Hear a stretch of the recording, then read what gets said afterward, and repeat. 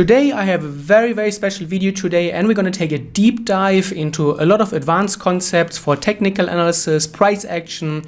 I'm going to cover more than 10 trades. I will show you exactly how to analyze the chart, what to pay attention to. I will show you my favorite tools that I've learned over the last 15 years being a trader, and I will show you how to find the best trades and how to get into them step by step. I really liked this example from the CAD yen. This is the 1 hour, and this happened last week and 2 weeks ago. So what we have here when we zoom out, we had here this massive range that the market was trading in. Also here you can see it lines up at the bottom. So the market has been stuck here in this range. And then we had our breakout. We had here, if you want to say, okay, you can say this is a lower bounce breakout. We move into the resistance, reject it, and then very clean and strong breakout. But what I found really interesting is what happens afterwards, because then we have clearly our post-breakout move. So a lot of breakout traders probably going to make money. Then we have here our resistance. We have our fake out, which is the key because it shows us, okay, the bullish side seems to be lacking a little bit of strength. When we zoom out, okay, you can see we have been in a, this is a massive uptrend. So we're going to have a lot of profit taking around those areas as well, because a lot of people sit in a lot of profits. You can see here, pretty big run here recently as well. So fake out tells us, okay, the bullish side might probably taking a lot of profits. Why is that so interesting? Because you can see I highlighted it. This is the 110, 110. This is a very big round number. And that is often used by traders, investors for just a mental shortcut, because where do you put your target or where you put your stop loss? Round numbers just make it very simple and very objective. So look for especially those huge round numbers, 110, 100, Euro US dollar parity, Bitcoin 10,000, all of those very meaningful round numbers. They often are very key levels because so many traders, investors use them. And what we then see is really interesting. So first of all, you can see that we have a pivot structure change. So here you can see the market traded above the pivot here all the way since here. You can see we have this uptrending structure with the pivot always being below the price action. And this changes here. We dip below the pivot. We then reject it here. We try to get back above it. But why don't we get above it? Here is a very important level. Previous, short-term resistance, support, turns into resistance again. And it pushes us back below the pivot. That's our first signal that, okay, now, not maybe the first, maybe the third or second signal. We have here our fake out, which I think would be the first, that the bullish side is running out of strength. Then we have here the break below the last low. Then we have the pivot rejection and also support turning into resistance. That's another very key factor. So by that, we already have quite a few points on the side of the market turning bearish, right? And what do we have next is this huge level. So you can see from the pivot to this level, there's very little room. Of course, if you're an aggressive trader, you could think about trading those pullbacks. But what happens then is that at those key levels, you will often see a lot of volatility, a lot of back and forth, sometimes very big spikes, such as here. Why is that so? First of all, probably traders who shorted will have their first target here. Also, probably traders who bought the market up will have, by then, their break-even stop loss here. So we're going to hit a lot of volatility pockets. We're going to hit a lot of liquidity pockets, not volatility. We're going to hit a lot of orders. And then we have our classic dirty retest liquidity run. And this is just such a great pattern. So we know that we have identified this major level, support and resistance, for a long time. And we have the rejected breakout. We then come back here, have the breakout. We don't trade the breakout. As I keep saying so many times, breakouts, especially those very obvious ones, I would really caution you to stay away from them. But wait for the market giving you here a failed breakout and then a reversal. And those are really the markets and the situations where the dirty retest comes in so handy. I think if you've been paying attention to it for the last few weeks, you will see that this happens over and over again, especially at those key levels that a lot of traders trade around, have their stops, their orders, anything around there. That is very important. Also, it helps when there is news released around such a level. News is often accelerating what will happen anyways on a price chart. Obviously, that's not always the case. Sometimes news will be a catalyst in and of itself, but very often we have a certain idea regarding the charts and the technicals, and then the news, the fundamentals, they are the final catalyst that then make our trade idea unfold. So that's what we are seeing here right now, and very, very interesting study. I think we can learn quite a lot from here. The euro-yen, like many other yen pairs, has been so interesting to trade, a lot of moves, and especially I picked out the euro-yen, and another one is coming because there's something really interesting and we can learn quite a bit. And especially if you've been watching my videos, you will have me heard about the concept of Confluence. Confluence means that you combine 2, 3, 4, 5 different concepts that we use in technical analysis to come up with a better and more robust idea. For example, you could have your higher time frame criteria, a rule for a specific thing, a pattern, a candlestick that you're looking for in a higher time frame. You could have a rule where you only trade from a support and resistance and then look for patterns. So what we have here, for example, is we have a classic resistance level, 3 times, very, very important level. That could be your confluence number 1. So confluence number 1 could be we only want to trade from support and resistance areas and we want to find a pattern. So that would be 2 confluence factors. First, resistance, second, pattern. So what we have here is we have the resistance, the market comes back into the level, and then we have a pattern, right? We have here our higher high, then we have starting to have lower highs. Looks a lot like a head and shoulders, if you ask me, right? So even though it's not the most textbook-like head and shoulders, we have our left shoulder, the head here, 2 heads, maybe we have a hydra head and shoulder. The right shoulder takes a little bit long, but that's all right. The key is here also that the distance from the head to the right shoulder is very large, which is good. And then we have our dirty retest, right? We have our very, very strong breakout candle, which is probably going to trick so many traders and tempt so many traders into taking the trade.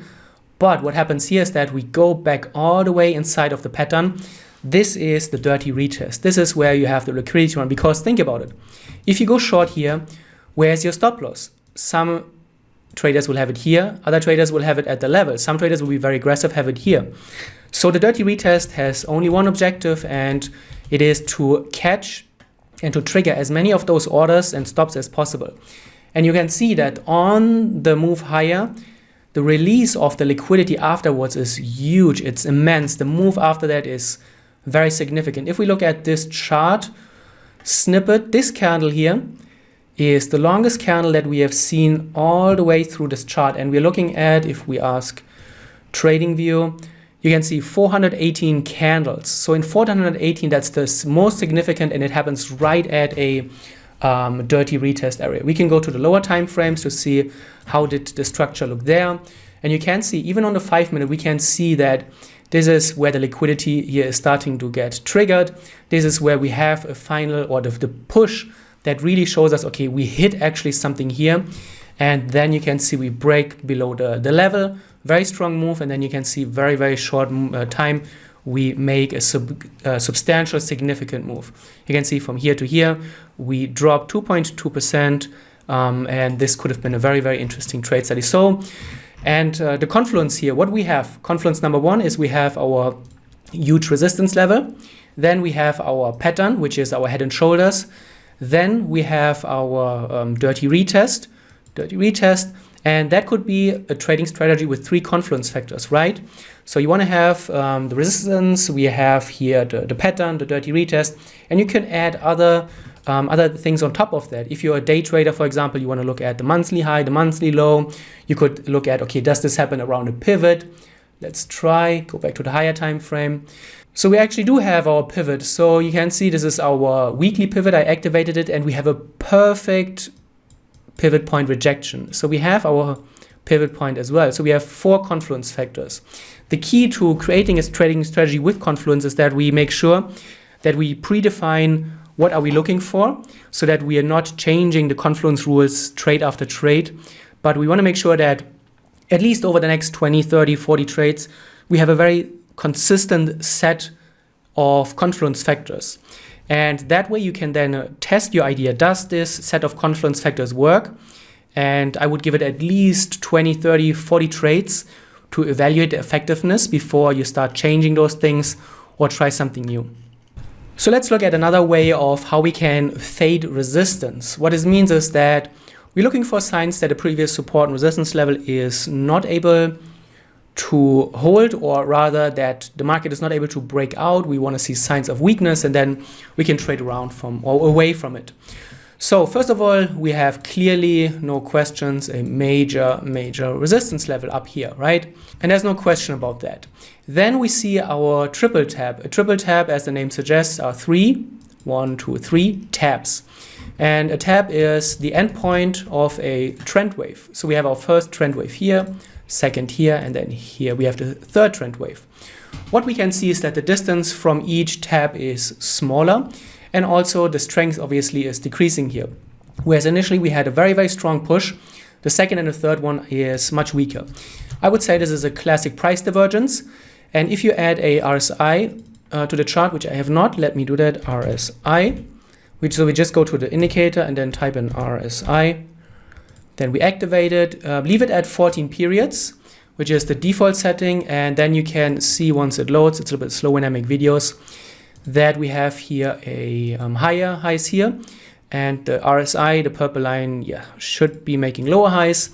So this is also a very interesting or good exercise actually for you as well. I've been using the RSI for many years. I'm not having it on my charts anymore because I can now estimate what the RSI is going to be like when I see the price action. So I know if we have a triple tap that looks like that, we have a price divergence or RSI divergence every single time.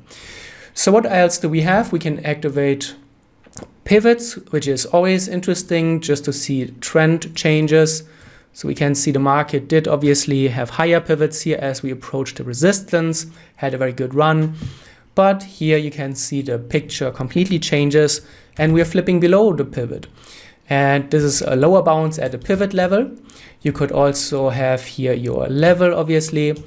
Let me mark it. So I would not worry about this candle. This is a gap candle. You can see that's totally fine. I see that we have a support here, and then here it gets broken and retested. And that's then the area where you really want to get in. You want to make sure that you are below the pivot, and the thing is that here's then the entry candle. Because let me walk you through it.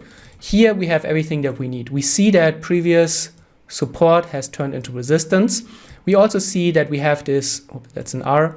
We also see that we have this lower bounce here, right? Bounce and we lower. And this happens around the pivot. We are below the pivot. We have strong momentum here with us. That is then leading the way to the downside. And again, we can do our game of Confluence. What is the Confluence? We are trading at the resistance level. We have our triple tap, which is our second Confluence. We have here our support and resistance flip. So this means that we are breaking into new lows. We also have our pivot point rejection here. And then we have a strong breakout candle. And that could be, again, for confluence factors. In such a case, I think it's very straightforward how you play that.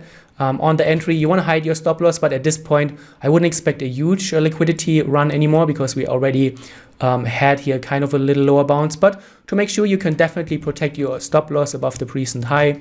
It will get taken out sometimes, but the point here is that we want to make sure most of the time this is a reasonable stop loss without giving back too much of our reward. And then for targets, what are you going to choose? There are so many levels that we're trading into here that it could be a little bit scary. So let me mark the most important ones. Here we have a very clear low. Here's obviously the lowest low that the market just moved into.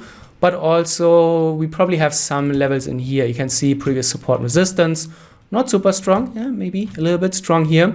So we definitely have a little bit of an obstacle here. The market is breaking into it, struggling, but the key is here we're making lower highs, right? So as long as we're making lower highs and we're not falling back above the pivot, that gives you a lot of confidence, or should give you a lot of confidence. Then you can see to the first support, it's a 3.0. And to the second one, it's 6.45. Obviously, your holding time will be much longer in such a trade, but you can see, and I think you get the idea of how you want to approach it. You want to make sure that you have a lot of confluence factors that give you the same trade idea. You can also look for negative confluence, which is very interesting and also important. Negative confluence would be factors, criteria, price action patterns, anything that you can pick up from your charts that would speak against the trade idea. And then you could have a rule. If you have one or two negative confluence, that would still not break your trading idea. You would still technically be maybe able to trade it, but you could think about reducing your risk, so you have a variable risk. Whereas compared to a trade where you have only positive and no negative, that you could, for example, think about having as your full risk trade, where you get your maximum position, 1 to whatever, how many % it is. And that could also help you to create a dynamic position sizing approach. And the idea is the more confluence factors you have on your side, the higher the likelihood that you will have a positive outcome. So in those cases, you want to bet higher. And whereas where you have things that go against your trade idea, so a negative confluence, they may have a lower chance of giving you a successful trade. And in those cases, you want to make sure that you trade a smaller position size. Let me show you how to trade gold. And yes, there is a support and resistance flip with a triple tap. So previous support, turns into resistance here. And we have our triple tap, break and retest entry. But we've talked about this many times. And I want to point your attention to what has happened here on the right side after we had our pattern. Because obviously those breakouts, those turnings from one trend to another, they don't happen that often. But what if you maybe missed the first breakout entry, or maybe you want to take more trades? Then we have to look for continuations. And first of all, I have activated the weekly pivot because it's just such a no-brainer indicator. I use it for trend confirmation. So as long as we are below the pivot, which started here, I'm only going to look for downtrending opportunities, with some exception here. Whereas when we are above the pivot, we only look for long opportunities. And this is a very simple filter, but very, very, very effective. And there's more to that, because what you can see is that after we have rolled over here from our pattern, we are in a downtrend clearly. And in a downtrend, we want to look for pullbacks. And pivots are just so perfect for pullbacks that we can use them in many different ways. And you can see how perfectly well the market reacts to them. I really like the Euro US dollar for the last, well, this is already October 2021, so almost a year now. The Euro US dollar has been doing the same thing day after day, week after week. And what is it? So you can see we have a lot of support resistance, and there's a pattern in here. And you can see that we go from one swing to the next, retest our old ways, old levels, old highs. And it seems to be doing that with such a degree of accuracy that it is, well, I wouldn't say scary, but it's definitely worth paying attention to. Obviously now the market has done this many, many times.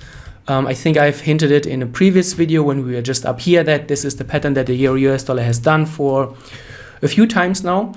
And what I find so worth mentioning here and why it is included is because this is a short-term pattern. I probably don't expect this to hold for the next year and keep going like this for another year.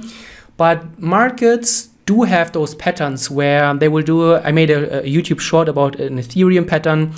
As a day trader, there was a 5-minute Ethereum pattern for 2 or 3 weeks where the Ethereum did the same thing over and over again. And markets will have those periods where they will do the same pattern, move in the same way for many, many times. Obviously, there will be periods where this exact pattern is not going to plan out the way you want it. For example, here, we may have a fake out. Sometimes we may not hit a level perfectly, although here we actually do. But it is really worth paying attention to, especially if you're a trader who maybe want to specialize in a market or two.